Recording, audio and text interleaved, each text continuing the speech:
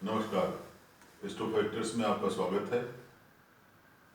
आज हम चर्चा करेंगे श्री मोदी जी की कुंडली के बारे में। देखिए, ऐसा है कि ये कुंडली में जो तारीख है और जो समय है, ये सर्च इंजन और अलग अलग मैगजीन में और अलग अलग पत्रिकाओं से लिया गया है। तो इसको हम दो भागों में विभाजित करते हैं। पार्ट ए, तो पार्ट ए इसमें ये होगा कि जिसमें हम मंडूक दशा और चर दशा की व्याख्या करेंगे और विश्लेषण करेंगे। और पार्ट बी होगा वह विषय सामग्री जो कि विभिन्न पटलों पर विभिन्न प्लेटफॉर्म पर उपलब्ध है और उसमें हम पारासेडी सिस्टम की व्याख्या करेंगे। तो शुरुआत करते हैं पार्ट ए से। देखिए, जो तारीख है, तारीख हर व्यक्ति को पता है, 17 सितंबर 1950।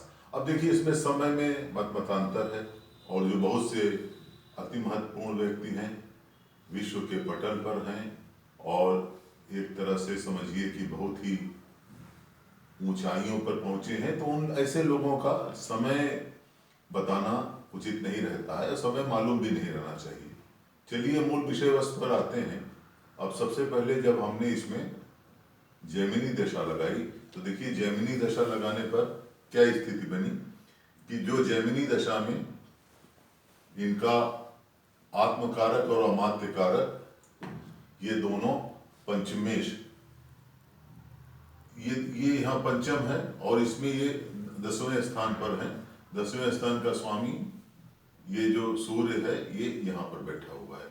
अब इसमें अगर आप डिग्री देखिए तो डिग्री वाइज जो इनकी कुंडली में सूर्य है ये सबसे कम डिग्री का है। तो ये समझिए, आप देखिए 0038 माने 0 डिग्री और 38 सेकंड का है। तो ये एक तरह से सबसे कम इनका, जिसको कि आप कहेंगे कि ये इनका दारा कारक है। अब इसके बाद इसमें जो मरकरी है यानी कि जो बुध है और जो मार्स है, इसमें अगर आप कुंडलियों में अलग अलग समय ले दिन का तो थोड़ा सा उसमें परिवर्तन हो जाता है। तो एक तरह से इसमें हमने कुंडली के शुद्धिकरण का प्रयास किया है। क्यों? क्योंकि अगर मान लीजिए कि इनका मार्स है यानी कि मार्स जो है मंगल, तो मंगल अगर केंद्र में आएगा तो अच्छा रिजल्ट देगा। तो इसलिए हमने इसमें जो कुंडली का शुद्धिकरण करते हुए जो मरकरी है उसका सूर्य के बाद उसको हमने ज्ञाति कारक में रखा है और मार्स है मंगल, उसको हमने ऊपर की तरफ रखा है, जिससे मंगल में देखिए आप एक इसमें भ्रातृ कारक हो गया है और एक इसमें ये आपका पुत्र कारक हो गया है। तो मंगल इसमें पुत्र कारक हो गया है और जो मून है चंद्रमा वो भ्रातृ कारक हो गया है। अब इसमें जो हमने और शुद्धिकरण किया कुंडली का, जैसे बहुत सी कुंडलियां हैं अलग अलग समय दिया है, लेकिन जो उसमें राहु केतु की एक्सिस है वो हमने 5-12 की एक्सिस ली है और 5-11 की। तो 5-11 की एक्सिस एक ये ठीक ठाक एक्सिस मानी जाएगी। अब इसके बाद इसमें आप ये देखिए कि जो सिंहासन भाव है, जिसको कि मंडेन में कहेंगे या जिसको कि जेमिनी में सिंहासन भाव कहेंगे, वहां पर इनका देवगुरु बृहस्पति है और ये मातृकारक में है। तो जेमिनी दशा चर दशा को उस समय लगाया जाता है जबकि आपको कुंडली का शुद्धिकरण करना हो और कुंडली के सही समय का अनुमान लगाना कठिन हो। तो इसमें जो चर दशाएं होती हैं इनका अलग अलग आर्डर होता है। तो ये मैंने राहु केतु को छोड़ करके देखिए सूर्य अलग अलग जो डिग्री है, जिसकी सबसे ज्यादा डिग्री होती है उसको आत्मकारक कहते हैं और उसके बाद दूसरा जो है अमात्य कारक होता है और जिसकी सबसे कम डिग्री होती है उसको हम लोग दारा कारक के नाम से जानते हैं। और इसमें जब हमने इनकी दशा और अंतरदशा का अनुमान लगाया तो दशा और अंतरदशा में वर्तमान में इनकी जो दशा चलेगी वो स्कॉर्पियो की चलेगी यानी कि मंगल की चलेगी। अब देखिए स्कॉर्पियो है यानी कि स्थिर दशा। स्कॉर्पियो की दशा ऑर्डर क्या हो गया, 2, 8, 5 और 11। तो अब इसमें 8 है, तो 8 किसको देखेगा? 1 4 7 10 को देखेगा, तो 7 को नहीं देख पाएगा। तो जो स्कॉर्पियो है 1 को देखेगा, 4 को देखेगा और 10 को देखेगा। तो यानी कि ये एक इसमें से अच्छी दशा निकलेगी। और इसमें जो इसमें अंतरदशा निकलेगी, यानी कि वर्तमान समय में इनकी इधर से देखिए पंचमेश है, जहां पर कि आपका गुरु है, और ये आपका जो ये चतुर्थेश है। इन दोनों की दशा जब ये आपका परिणाम आएगा तो उसके आसपास की इनकी दशा होगी। तो अब इसमें देखिए कि अगर गुरु सिंहासन भाव में है मेदिनी के हिसाब से, और गुरु को सामने कौन देख रहा है? इसको ये एम के और ए के देख रहा है। और यहाँ पर देखिए वीनस और सैटर्न साथ में है, इसकी व्याख्या हम पार्ट ए में करेंगे। तो इस प्रकार से जो रिजल्ट होंगे, जो इसके परिणाम होंगे, वो अच्छे परिणाम होंगे। उसका कारण यह है कि जो दशा चलेगी वो अच्छी दशा चलेगी और वो सिंहासन भाव को देखेगी। अब इसके अतिरिक्त देखिए जो कुंडली में एक बहुत ही महत्वपूर्ण चीज है, इस प्रकार की कुंडलियां विलक्षण कुंडलियां होती हैं कि इसमें जो केंद्र है, अब केंद्र में कुल मिलाकर के कितने ग्रह हो गए? 5 ग्रह हो गए। अब 5 ग्रह जब केंद्र में होंगे तो इसमें हम एक दूसरी दशा, जिसको कि मंडूक दशा कहते हैं, मंडूक यानी कि मेढक। अब मेढक जो जंप लेता है तो उसको इस प्रकार से मानते हैं कि चार बार, मान ली कि 4 राशियां एक जंप करता है, तो उसको मंडूक दशा कहते हैं। तो मंडूक चर दशा भी हमने इसमें लगाई है। अब देखिए मैं आपको बताऊं कि जो व्यक्ति बहुत ही ऊंचाइयों पर जाएगा तो उसकी कुंडली में कोई न कोई विलक्षण, रेयरेस्ट ऑफ रेयर गति या उसके कोई ज्योतिषमती विश्लेषण अवश्य होगा।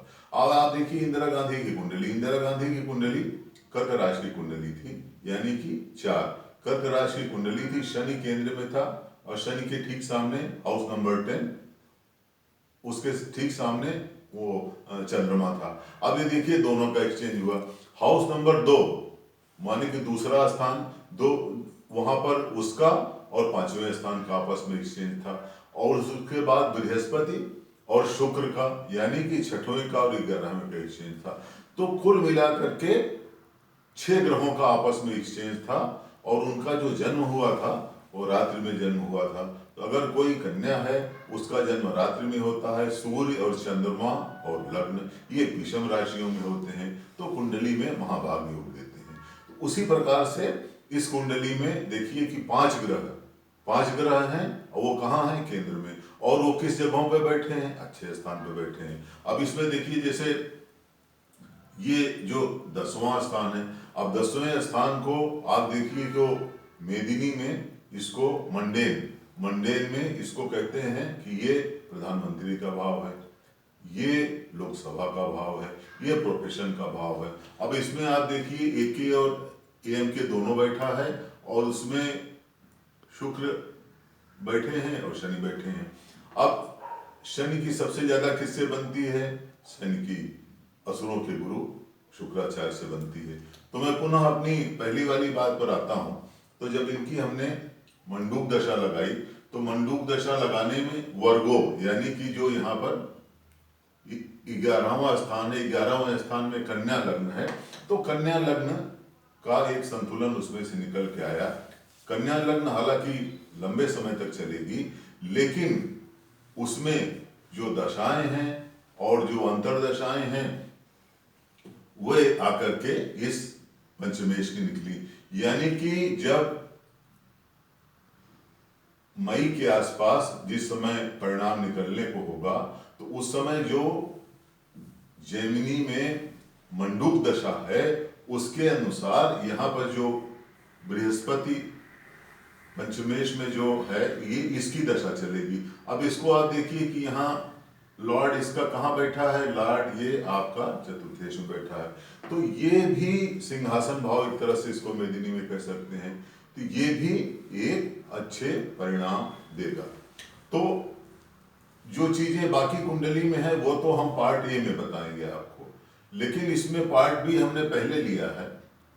तो पार्ट बी में ये कह सकते हैं कि जो जेमिनी चर दशा है और जेमिनी मंडूक दशा है। मंडूक यानी कि मेढक को बहुत ही शास्त्रों में इसको तंत्र विद्या में इसका एक अलग महत्व वर्णित है।